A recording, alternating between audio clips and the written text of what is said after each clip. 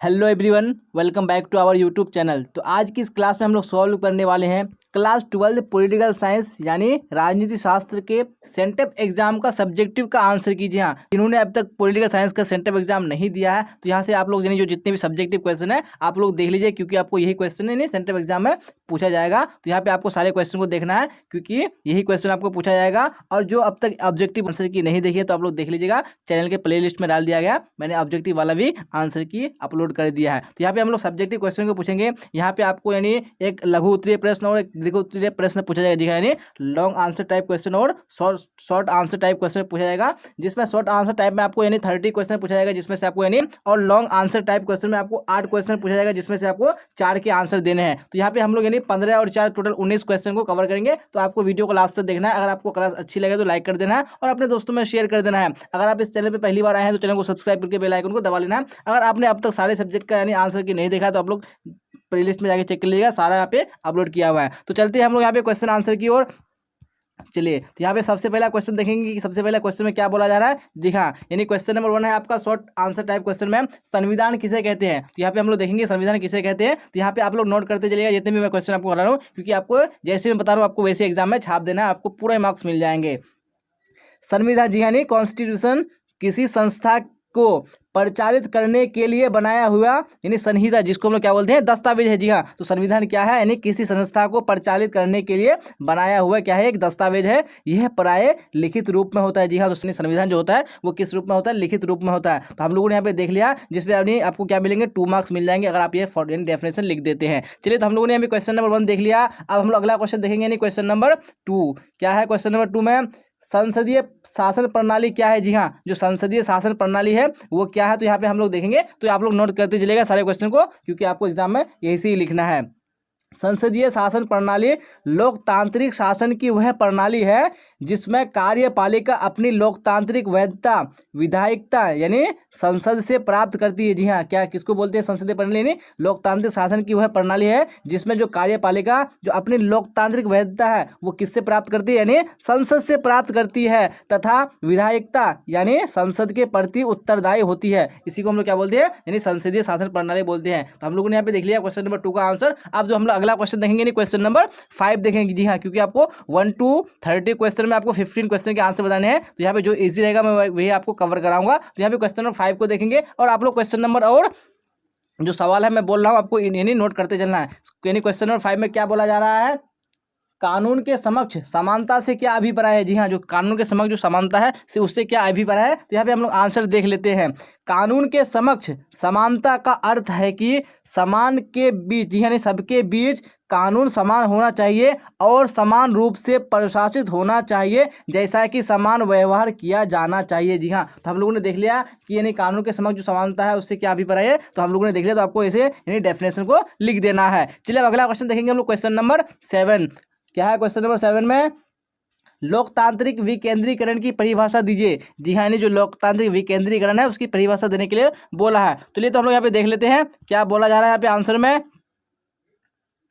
लोकतांत्रिक विकेंद्रीकरण का अर्थ है कि शासन सत्ता को एक स्थान पर केंद्रित करने के बजाय उसे स्थानीय स्तरों पर विभाजित किया जाए। जी हाँ, इससे क्या अभिप्राय है, यानी शासन जो सत्ता है उसको एक स्थान पर एक केंद्रित करने के बजाय उसे स्थानीय स्तरों पर क्या किया जाए, विभाजित किया जाए, नहीं बांटा जाए, ताकि आम आदमी की सत्ता में भागीदारी सुनिश्चित हो सके और वह अपने हितों व आवश्यकताओं के अनुरूप शासन संचालन में अपना योगदान दे सके। जी हाँ, तो हम लोगों ने देख लिया यानी लोकतांत्रिक विकेंद्रीकरण से क्या अभिप्राय है। चलिए, तो अब अगला क्वेश्चन देखेंगे और आप लोग नोट जरूर कीजिएगा, क्योंकि आपको यही लिखना है एग्जाम में, तब आपको पूरा मार्क्स मिलेगा। चलिए, अब अगला क्वेश्चन देख लेंगे, नहीं क्वेश्चन नंबर 9 क्या है। क्वेश्चन नंबर 9 में कानून एवं रीति रिवाज में क्या अंतर है। जी हाँ, यानी जो कानून है और रीति रिवाज है उसमें क्या अंतर है, तो यहाँ पे हम लोग देख लेते हैं। कानून स्पष्ट रूप से और जानबूझकर राज्य की निश्चित शक्ति द्वारा बनाया गया है। जी हाँ, जो कानून है वो क्या है, जानबूझकर और स्पष्ट रूप से राज्य की निश्चित शक्ति द्वारा बनाया गया है, जबकि प्रथा प्रक्रिया का एक समूह है। जी हाँ, यानी जबकि रीति क्या है, रीति रिवाज क्या है, प्रक्रिया का एक समूह है जो धीरे धीरे उभरा है। जी हाँ, तो हम लोगों ने देख लिया कानून और रीति रिवाज में क्या अंतर है, तो आपको इसे लिख देना है एग्जाम में। चलिए, आप देख लीजिए अगला क्वेश्चन है क्वेश्चन नंबर 10। और जितने भी मैं अभी आपको यानी शॉर्ट आंसर टाइप क्वेश्चन करा रहा हूँ, आपको एक क्वेश्चन के 2 नंबर मिलेंगे और हम लोग 15 क्वेश्चन को कवर करेंगे और 4 क्वेश्चन को यानी जो लॉन्ग आंसर टाइप होगा उसको भी कवर करेंगे। तो अगला क्वेश्चन देख लेंगे हम लोग, यानी क्वेश्चन नंबर 10। क्या बोला जा रहा है क्वेश्चन नंबर 10 में? लोकतांत्रिक समाजवाद क्या है? जी हाँ, तो लोकतांत्रिक समाजवाद क्या है तो हम लोग यहाँ पे देख लेंगे किसको बोलते हैं।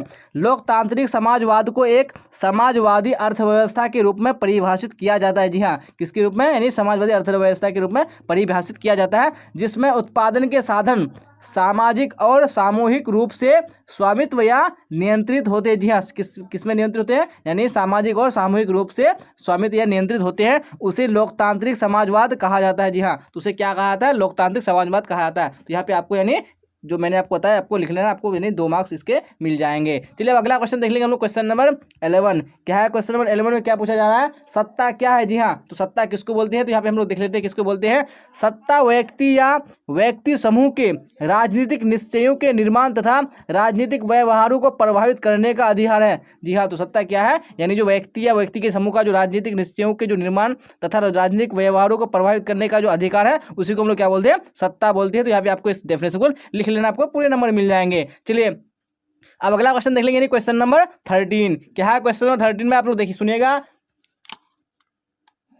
प्राकृतिक समानता क्या है? जी हाँ, जो प्राकृतिक समानता है वो क्या है? तो यहाँ पे हम लोग देख लेते हैं। प्राकृतिक समानता का अर्थ है कि प्रकृति ने सभी व्यक्तियों को समान रूप से पैदा किया है, अतः सभी समान है। जी हाँ, जो प्रकृति है सभी व्यक्तियों को क्या किया है? समान रूप से पैदा किया है और सभी क्या है? समान है, बराबर है। इस प्रकार सभी व्यक्ति जन्म से समान होते हैं और उनमें कोई असमानता नहीं पाई जाती है। जी हाँ, तो हम लोगों ने देख लिया जो प्राकृतिक समानता है वो क्या है, तो आपको इस डेफिनेशन को लिख लेना, आपको पूरे नंबर मिल जाएंगे। चलिए अब अगला क्वेश्चन देख लेंगे, क्वेश्चन नंबर 18। क्या है क्वेश्चन नंबर 18 में? मैं आपको यानी जो क्वेश्चन इजी है वही करा रहा हूँ आपको, ताकि आपको यानी लिखने में आसानी हो।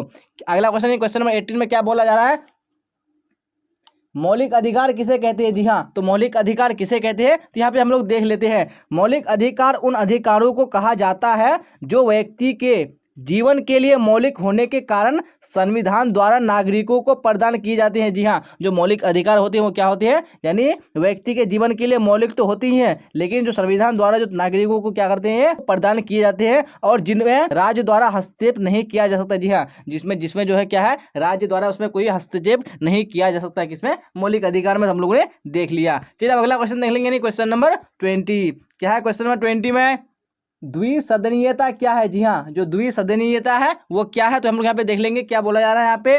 सरकारी व्यवस्थाओं में द्विसदनीयता उस विधि को कहते हैं जिसमें विधायिका में 2 सदन हो। जी हाँ, तो सदनीयता किसको बोलते हैं? जिसमें यानी विधायिका में कितने सदन हो? यानी 2 सदन हो। उदाहरण के लिए भारतीय संसद में 2 सदन है, लोकसभा और राज्यसभा। जी हाँ, तो हम लोगों ने देख लिया यानी द्विसदनीयता किसे कहते हैं। चलिए तो आपको इस डेफिनेशन को लिख लेना, आपको पूरे नंबर मिल जाएंगे। चलिए अब अगला क्वेश्चन देख लेंगे, यानी क्वेश्चन नंबर 21। क्या है क्वेश्चन नंबर 21 में?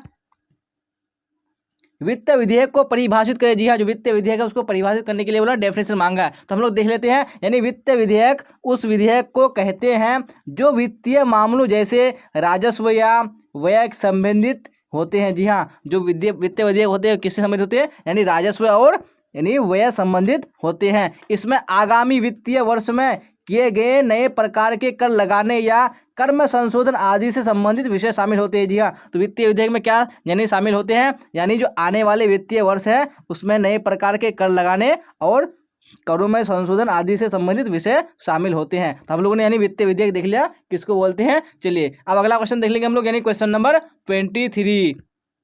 चलिए आप लोग क्वेश्चन नंबर जरूर नोट कीजिएगा, आपको ऐसे ही लिख देना है। क्वेश्चन नंबर 23 में क्या बोला जा रहा है? निवारक निरोध यानी निवारक निरोध कानून से आप क्या समझते हैं? जी हाँ, तो निवारक निरोध कानून से क्या समझते हैं तो यहाँ पे हम लोग डेफिनेशन देख लेते हैं। निवारक निरोध कानून राज्य के अधीन एक सांविधिक शक्ति है जिसके तहत राज्य किसी व्यक्ति को कोई संभावित अपराध करने से रोकने के लिए हिरासत में ले सकता है। जी हाँ, तो हम लोगों ने देख लिया निवारक निरोध कानून किसको बोलते हैं? यानी जिसके तहत क्या करते हैं? यानी राज्य किसी व्यक्ति को कोई संभावित अपराध करने से रोकने के लिए उसको यानी हिरासत में यानी ले सकती है, अपने अंडर ले सकती है। तो हम लोगों ने देख लिया यानी निवारक निरोध कानून किसे कहते हैं। चलिए अब अगला क्वेश्चन देख लेंगे हम लोग, क्वेश्चन नंबर 27। क्या बोला जा रहा है क्वेश्चन नंबर 27 में? चलिए तो यार ध्यान से सुनिएगा आप लोग। गुट निरपेक्षता से क्या अभिप्राय है? तो हम लोग यहाँ पे देख लेते हैं क्या अभिप्राय है।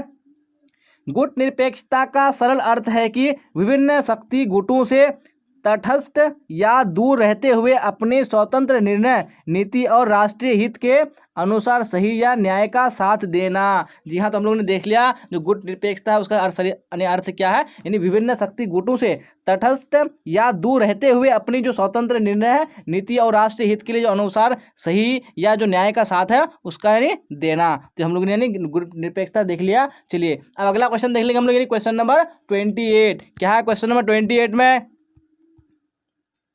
सामाजिक सुरक्षा से आप क्या समझते हैं? जी हाँ, जो सामाजिक सुरक्षा है उससे आप क्या समझते हैं, तो यहाँ पे देख लेते हैं हम लोग। सुरक्षा जो समाज उचित संगठनों का माध्यम से अपने सदस्यों के साथ घटित होने वाले कुछ घटनाओं और जोखिमों से बचाव के लिए प्रस्तुत करता है, सामाजिक सुरक्षा है। जी हाँ, यानी जो समाज यानी सुरक्षा जो समाज उचित संगठनों का माध्यम से अपने सदस्यों के साथ घटित होने वाली जो कुछ घटनाएं और जो कुछ जोखिम से बचाव के लिए प्रस्तुत करता है, उसी को हम लोग क्या बोलते हैं? सामाजिक सुरक्षा बोलते हैं। तो हम लोगों ने यहाँ पे देख लिया यानी क्वेश्चन नंबर 28। और जो हमारा जो आखिरी क्वेश्चन है यानी क्वेश्चन नंबर हम लोग 30 देखेंगे। इसी के साथ जो हम लोग शॉर्ट आंसर टाइप क्वेश्चन है वो कवर हो जाएगा। चलिए क्या है यानी आखिरी क्वेश्चन, यानी क्वेश्चन नंबर 30 में गठबंधन की राजनीति क्या है, तो हम लोग यहाँ पे देख लेते हैं। गठबंधन की राजनीति वैसी राजनीति होती है जहां पर कुछ राष्ट्रीय दल तथा कुछ क्षेत्रीय दल आपस में गठबंधन करके सरकार बनाने की योजना को प्रस्तावित करते हैं। जी हाँ, तो गठबंधन की राजनीति किसको बोलते हैं? जहां पे यानी कोई भी कुछ राष्ट्रीय दल और जो कुछ क्षेत्रीय दल होते हैं आपस में गठबंधन करके सरकार बनाने की क्या करते हैं? योजना प्रस्तावित करते हैं, उसी को हम लोग क्या बोलते हैं? गठबंधन की राजनीति बोलते हैं। चलिए तो हम लोगों ने शॉर्ट आंसर टाइप कर लिया और हम लोग देखेंगे यानी लॉन्ग आंसर टाइप यानी दीर्घ उत्तरीय प्रश्नों को, जो कि आपको 8 पूछा जाएगा, जिसमें से आपको 4 के आंसर देने हैं। तो मैं आपको यहाँ पे 4 क्वेश्चन कराऊंगा। चलिए तो यहाँ पे पहला क्वेश्चन मैं आपको बता रहा हूँ क्या बोला जा रहा है पहला क्वेश्चन में, यानी क्वेश्चन नंबर 32 है। क्या है? न्याय और कानून में क्या अंतर है? जी हाँ, तो हम लोग यहाँ पे देखेंगे जो न्याय है और कानून है उसमें क्या अंतर है। चलिए तो यहाँ ध्यान से सुनिएगा आप लोग और नोट करने की कोशिश कीजिएगा। चलिए हम लोग यहाँ पे देखेंगे कि कानून किसे कहते हैं। कानून क्या है? कानून वास्तव में नियम और दिशा निर्देश है। जी हाँ, कानून क्या है? नियम और दिशा निर्देश है जो सामाजिक संस्थाओं द्वारा व्यवहार को संचालित करने के लिए स्थापित किए जाते हैं। तो कानून किसके लिए यानी स्थापित किया है? यानी व्यवहार को संचालित करने के लिए ये कानून सरकारी अधिकारियों द्वारा बनाए गए। जी हाँ, जो संविधान है वो जो कानून है वो किसके द्वारा बनाया गया है? यानी सरकारी अधिकारियों द्वारा बनाया गया है। कानून सभी को मानना चाहिए। जी हाँ, जो कानून है सभी को मानना चाहिए।